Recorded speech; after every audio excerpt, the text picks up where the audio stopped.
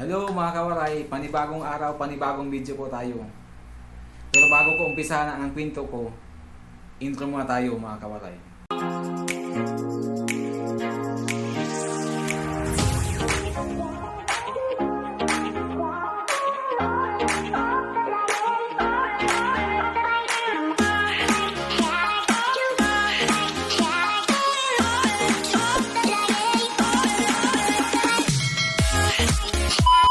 Usapan natin ngayon mga kawaray tungkol sa sinasabi na sa akin na ang mga waray daw mga tapang.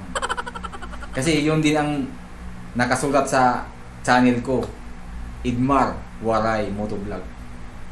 Kapag sinabing waray, ang kasabihan, mga tapang daw.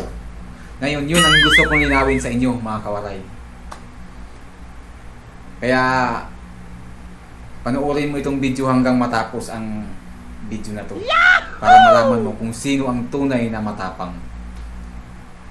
Pero bago ang lahat, shout out muna sa idol kong si Boy Tapang. Total na pag-usapan na natin ang mga tapang. Shout out sa iyo idol. Lagi ako nanonood sa mga vlog mo. Lagi kong inabangan yung mga kawaray.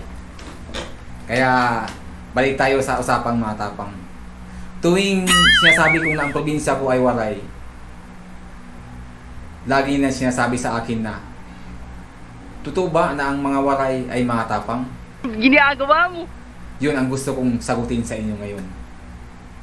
Kasi, ang totoong matapang naman talaga ay hindi mga waray. Kundi,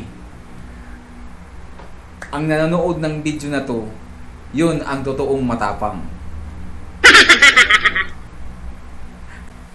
Ngayon, alam mo na kung sino ang tunay na matapang. Hindi ang mga waray, kundi ikaw. Kaya kung ikaw, napangiti kita kahit konti lang, please subscribe at paki-bagting na rin po sa notification bell para updated po kayo every time na may bago akong video. Maraming salamat po. Hanggang sa muli.